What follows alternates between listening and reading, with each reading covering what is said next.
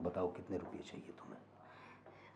अरे साहब, आप हमें जो पगार दे रहे हैं वो बहुत है। अरे पगार तो पगार है, वो तो मिलती ही रहेगी तुम्हें हर महीने। ये जो तुम्हारा काम है ना, उसके बदले पगार तो मिलती ही रहेगी, लेकिन ये जो मैं तुम्हें कह रहा हूँ उसका मेहनताना है। बताओ। 50,000। 50,000? लाख। अब साहब 2 लाख। अब- बताओ, सिर्फ बताओ कितने रुपये चाहिए, फिर मैं बताता हूँ मुझे क्या चाहिए। साहब, इतने रुपए आप हमें क्यों दे रहे हैं? अब तुमने ही कहा ना कि आपको जो चाहिए वो मैं दे दूँगी, तो इसीलिए बता रहा हूँ। और तुमने ही कहा कि आप जो कहोगे वो मैं करूँगी, तो वही वही जो मैं कहूँगा वो तुम्हें करना है, और मुझे जो चाहिए वो तुम्हें देना है। लेकिन आ, नमस्ते सेठ जी। अरे आओ आओ आओ, नमस्ते नमस्ते। सेठ जी, ये मेरी बीवी है, नमस्ते। अभी गांव से आई है। और आपने बोला था कि घर में काम वाली की ज़रूरत है, तो मैं सोचा हम दोनों ही एक साथ एक घर में रहेंगे तो अच्छा रहेंगे। अच्छा तो रहेगा। काफ़ी समझदार हो तुम, हैं? बस आपकी मेहरबानी सर। नहीं, अच्छा लगा मुझे। मतलब तुम्हारी बीवी बीवी है ना तुम्हारी? जी। हाँ, अच्छी है। मतलब तुम दोनों की जोड़ी बहुत अच्छी है। शुक्रिया शुक्रिया। और ये सोच भी तुम्हारी अच्छी है। तुम यहाँ ड्राइवर हो और तुम्हारी पत्नी घर का काम करेगी, तो साथ में रहोगे, हाँ, खर्चा पानी बचेगा। और आपने भी बोला था कि पुरानी नौकरानी चली गई तो नई की ज़रूरत है, तो अभी गांव से आई तो दोनों साथ में बहुत रहे। अच्छा किया, क्योंकि जो पुरानी नौकरानी थी ना, वैसे भी अच्छी नहीं थी। मतलब अच्छी थी, लेकिन उसके काम का कुछ ठिकाना नहीं था। सुस्ती बहुत रहती थी उसे, ज़्यादा अच्छी तरीके से काम नहीं करती थी। और मैं आशा रखता हूँ कि आप अच्छा काम करेंगी यहाँ। बस नहीं नहीं सेठ, देखो मुझे ना घर का सारा काम आता है। खाना बनाने से लेकर साफ सफाई, कपड़े, बर्तन सब मैं अच्छे से कर अरे लेती हूँ। वाह, सर्वगुण संपन्न हो तुम तो। वाह वाह वाह। ये लो सुरेश, ये तुम्हारे लिए दिवाली गिफ्ट। अरे सर, इसकी क्या ज़रूरत थी? अरे तुम हमारा इतना काम कर रहे हो, तुम्हें मैंने कहा और तुरंत तुमने 2 दिन में नौकरानी लाके, मेरा मतलब है तुम्हारी पत्नी, मेरा मतलब है तुम्हारी पत्नी है, लेकिन हमारा घर संभालेगी, हमारा काम संभालेगी, मैम साहब का कुछ काम हल्का कर देगी, तो ये तो बनता है ना। ये लो। बहुत बहुत शुक्रिया। इससे बहुत क्या, बहुत शुक्रिया। हाँ, वक्त का ध्यान भी रहेगा ना।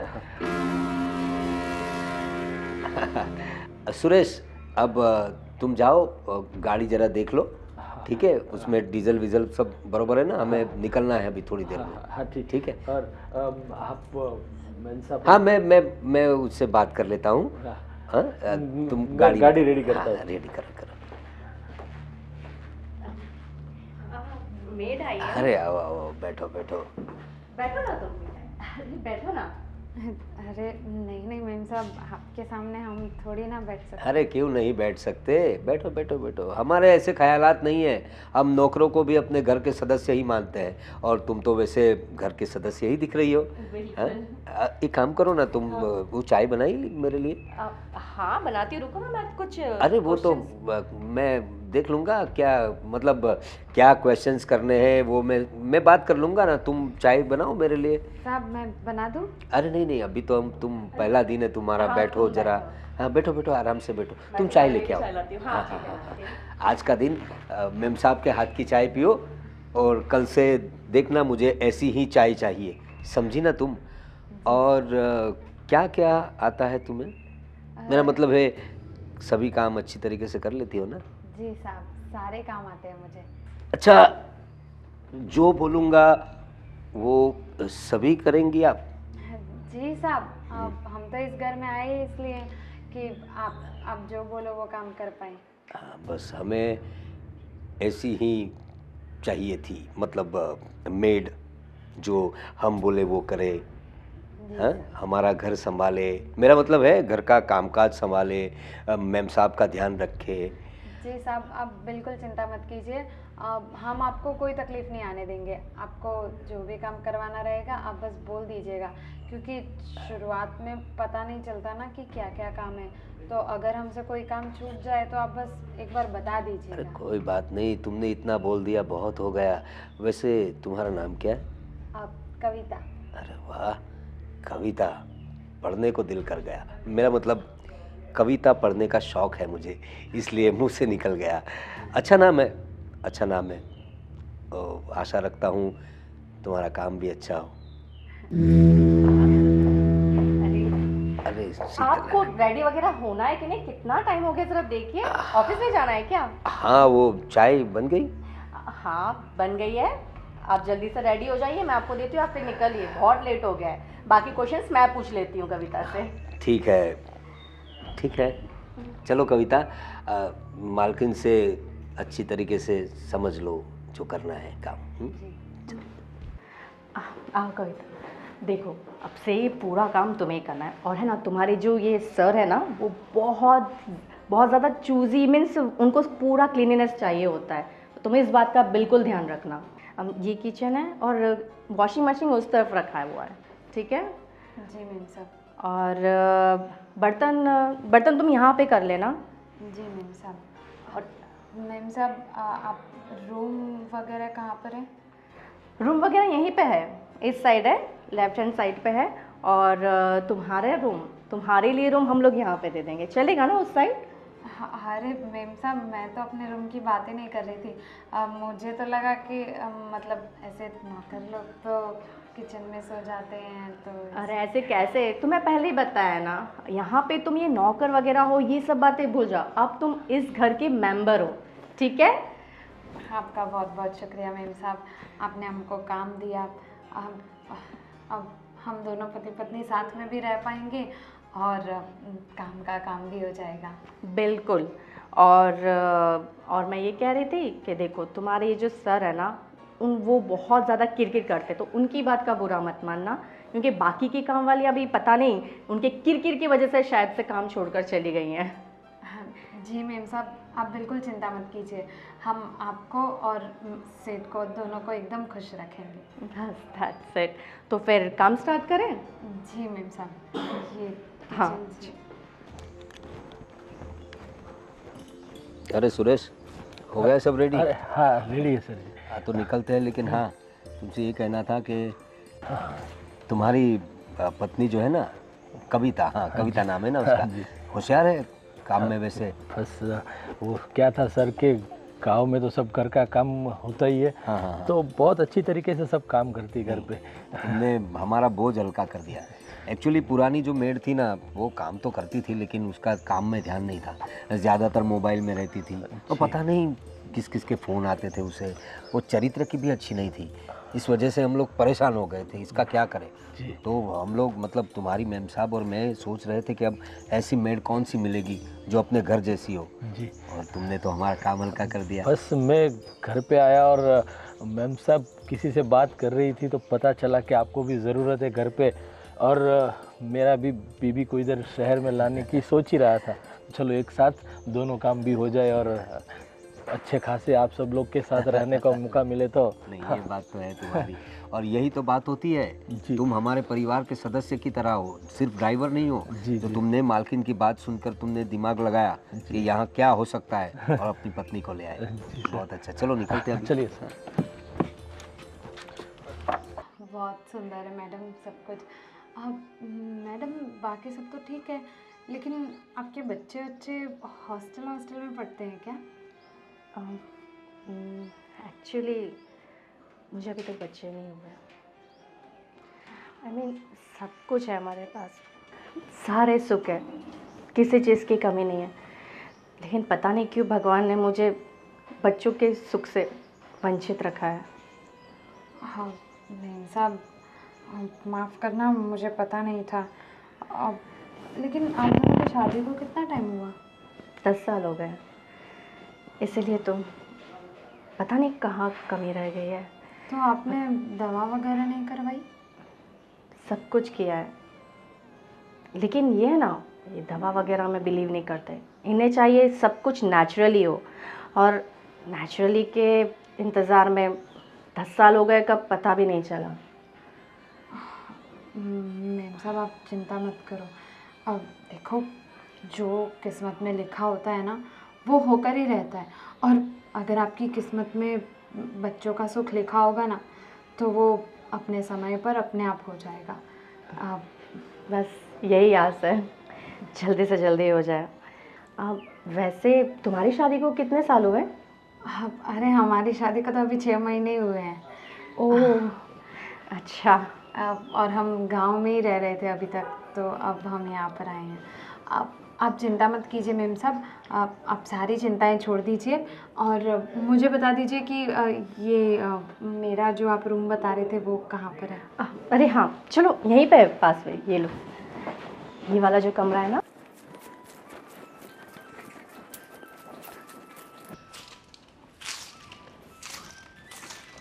ओ कविता, अरे आप कब आए?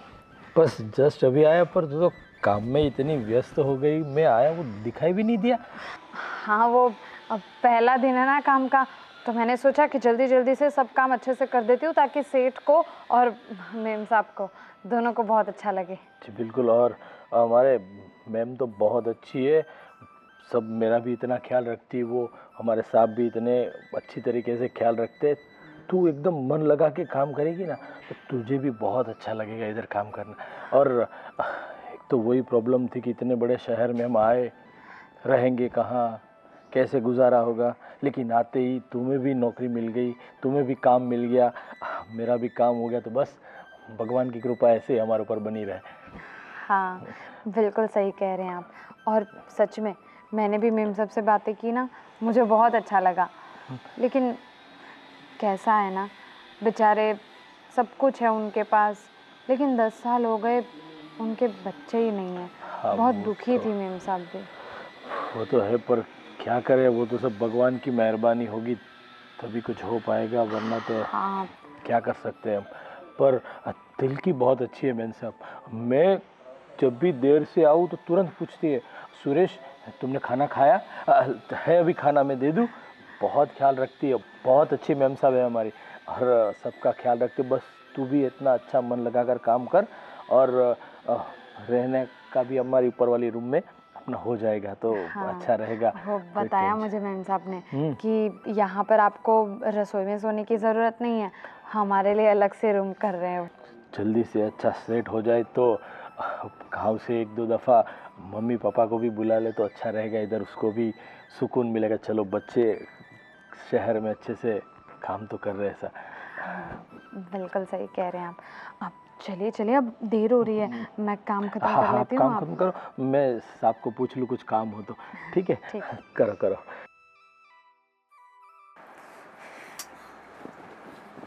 अरे शीतल, क्या हुआ? क्यों इतनी उदास बैठी हो? उदास नहीं बैठो तो क्या करूँ। आज ये जो हमारी मेड है ना कविता, हाँ। वो भी पूछ रही थी कि आपको बच्चे नहीं हैं, कितने साल हुए आपकी शादी को, आपके बच्चे क्या हॉस्टल में हैं? कितनों को जवाब देती रहूं और क्या करूं, कुछ समझ में नहीं आ रहा है। 10 साल हो गए, हर किसी को बस एक ही जवाब देते देते थक गई हूँ। ठीक है ना शीतल, इतना दुखी मत हो।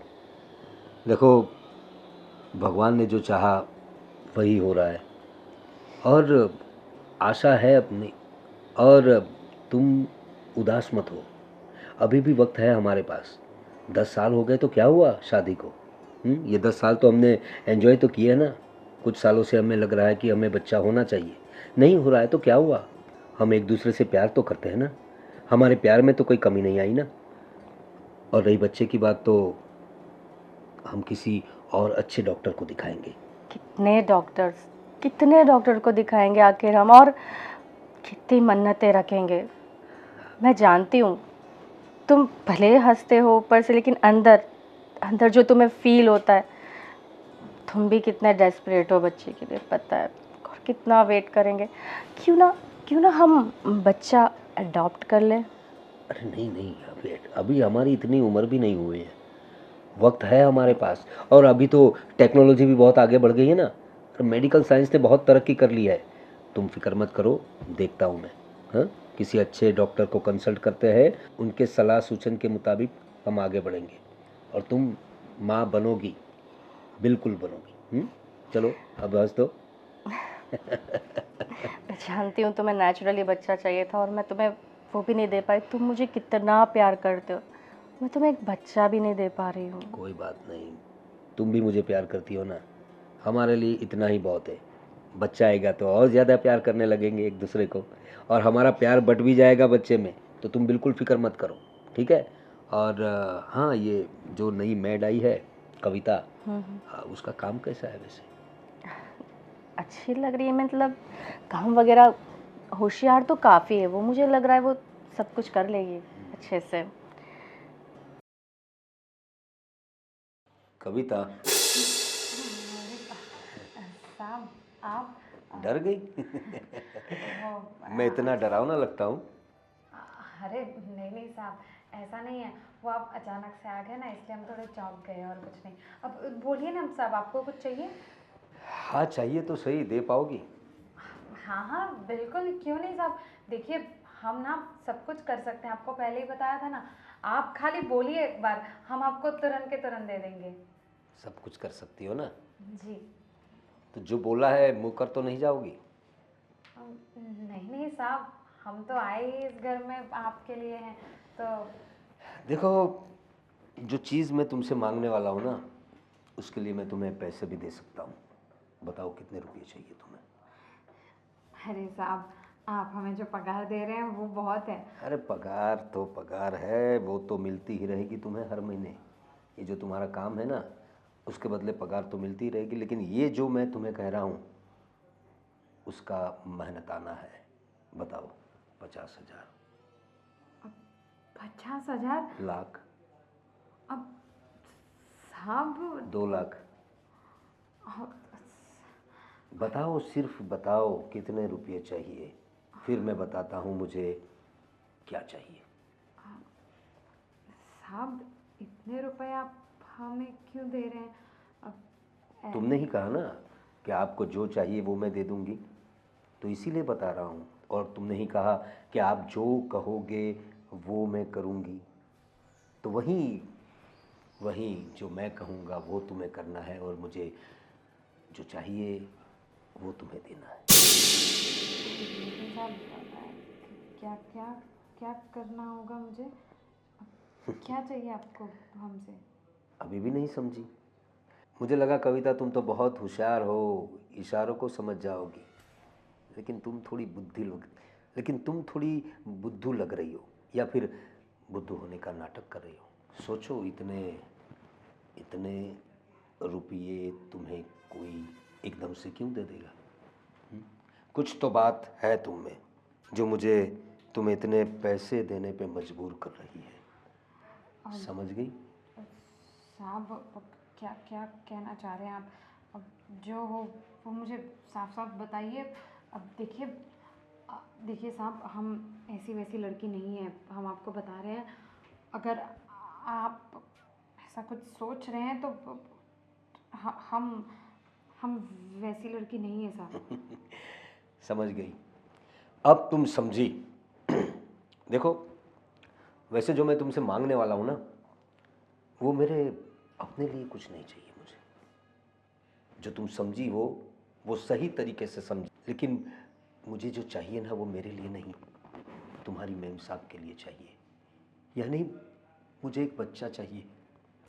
हमारी शादी को काफ़ी साल हो गए, लेकिन तुम्हारी तुम्हारी मतलब तुम्हारी मेम साहब मुझे बच्चा नहीं दे पाई। और तुम्हें देखकर मुझे लग रहा है कि तुम मुझे 100% बच्चा दोगी। देखो, ये ऑफ़र मैं तुम्हें इसीलिए दे रहा हूँ, वरना मुझे मुझे तुमसे ऐसे कोई लगाव नहीं है, या फिर तुम पे मेरी कोई बुरी नज़र नहीं है। लेकिन मुझे लगता है तुम मुझे बच्चा दोगी, अपना बच्चा, तुम्हारा और मेरा बच्चा। उसके बदले में तुम जितने रुपये चाहोगी मैं दूंगा तुम्हें। देखो, ये मेरी बीवी की गोद भर जाएगी और मुझे बाप होने का एहसास हो जाएगा। तो प्लीज़ बताओ ना मुझे, दोगी ना मुझे बच्चा? साहब बस एक बार बच्चा हो जाए उसके बाद मैं तुम्हारे करीब भी नहीं आऊँगा। बताओ ना कविता, हम आपको सोच कर बताते हैं। दोगी ना मुझे बच्चा? साहब हम सोच कर बताते हैं आपको। सोच कर बताएगी? बच्चा तो मैं तुझसे लेकर ही रहूँगा। हाँ नहीं नहीं, तबीयत तो सब ठीक ही है। अब हाँ। मिम्स हाँ हाँ, एक सेकंड, मैं तुम्हें कॉल करती हूँ। क्या हुआ कविता, तुम इतनी घबराई हुई क्यों? मेम साहब, अब हम ये नौकरी छोड़ना चाहते हैं। अरे अचानक, मतलब तुम भी बाकी नौकरानियों की तरह जाने की बात कर रही हो तुरंत? क्या हुआ क्या है? देखो कुछ गलती हुई है, मुझसे कोई गलती हुई है क्या? अरे नहीं नहीं मेम साहब, देखिए हो सकता है कि हर नौकरानी ने आपको ये बात बताई नहीं होगी, लेकिन अब आपके पति, अब सेठ मुझसे क्या क्या हुआ बताओ, क्या हुआ? सेठ क्या बात बताओ पूरी। वो वो मुझसे नाजायज़ संबंध बनाना चाहते हैं, और वो भी उन्होंने मुझसे ये कहा कि वो मुझसे बच्चा पाना चाहते हैं। क्या बकवास कर रही हो तुम? ऐसा कैसे हो सकता है? देखो अगर तुम्हें नौकरी नहीं करनी है तो तुम मत करो, लेकिन ऐसे मैं अपने हस्बैंड के ऊपर ऐसे कोई भी ऐसे गंदे इल्ज़ाम नहीं साइन करूँगी। देखो मैम साहब, हम भले गांव से आए हैं, भले हमारे पास पैसे नहीं हैं, भले हम एक नौकर हैं, लेकिन फिर भी मैं पैसों से बिक जाए ना, ऐसी बाजारू औरत नहीं है हम। उन्होंने हमें पैसों का भी लालच दिया है, लेकिन हम जैसे तैसे करके यहाँ पर आ गए। अब आप देख लीजिए आपको क्या करना है और क्या नहीं, लेकिन हम जो कह रहे हैं वो सच है। अगर आपको हमारी बात पर विश्वास ना हो तो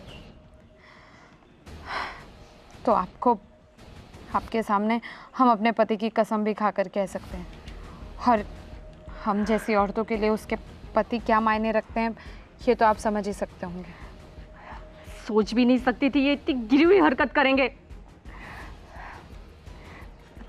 अगर ये सच है तो चलो उनके सामने कहो ये बात, कहो उनके सामने, मैं भी देखती हूँ वो क्या करते हैं और क्या कहते हैं।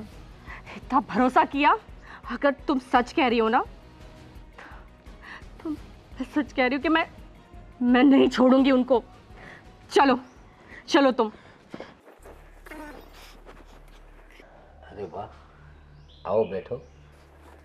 वाह, बहुत अच्छा किया तुमने जो मेरी बात मान ली। तुम्हारी ये मुस्कुराहट बता रही है कि तुमने मेरी ऑफ़र को एक्सेप्ट कर लिया है। देखो, वैसे तुम्हें देखते ही मुझे पता चल गया था कि तुम बहुत समझदार लड़की हो, क्योंकि मेरी जो ऑफ़र है उसमें सबका भला हो रहा है। एक तो तुम्हें पैसे मिल जाएंगे, तुम्हारी गरीबी थोड़ी हट जाएगी, मुझे और मेरी वाइफ को एक बच्चा मिल जाएगा, एक ज़िंदगी का सुकून मिल जाएगा।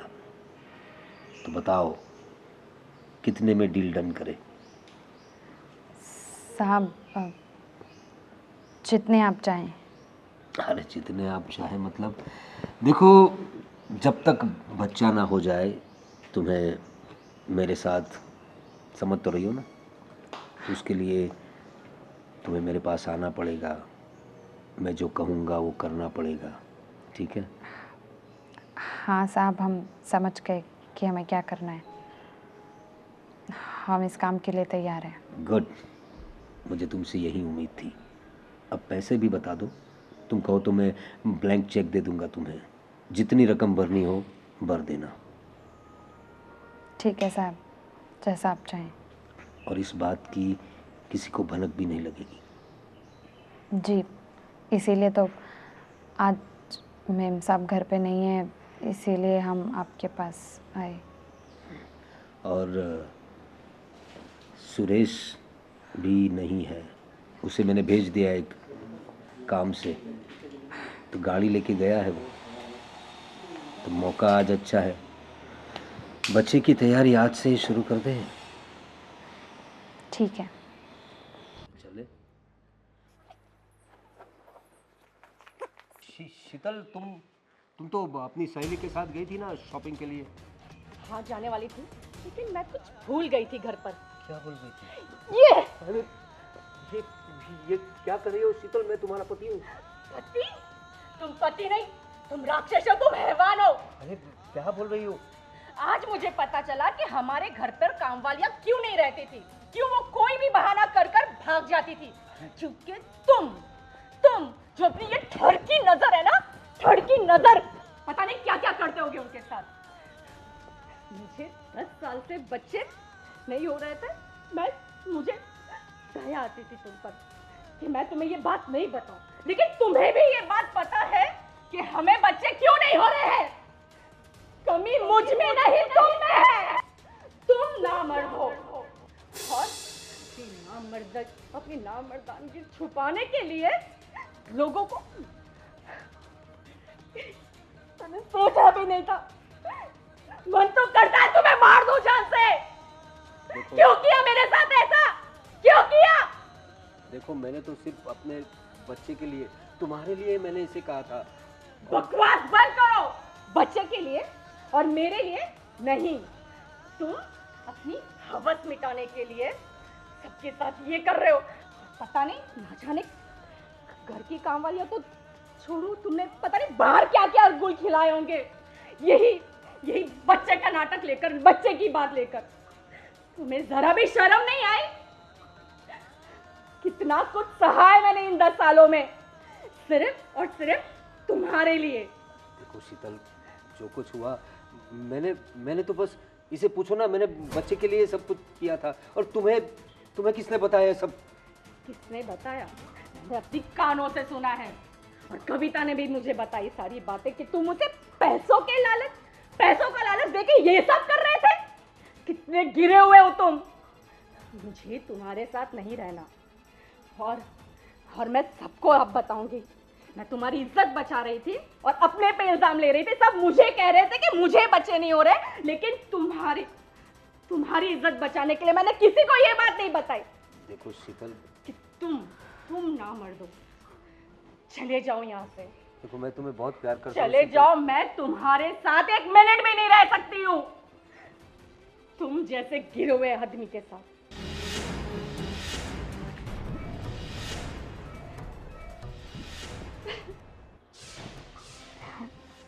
प्रेम साहब, आप शांत हो जाइए। देखिए, ये एक ऐसा घिनौना सच था जो शायद कितने ही सालों से आपसे छुपा हुआ था। आपको तो खुश होना चाहिए कि आखिरकार ही सही, लेकिन ये सच आपके सामने तो आया। थैंक्स रितिका। कविता। थैंक्स कविता। अगर तुम ये बात मुझे नहीं बताती तो पता नहीं, न जाने ये 10 साल 20 साल भी हो जाते तो भी मुझे नहीं पता चलता। और मुझे माफ़ करना, तुम्हें इस घटिया आदमी की पता नहीं न जाने कैसी कैसी नज़रें और कैसी कैसी बातें सहनी पड़ी। मुझे माफ़ करना।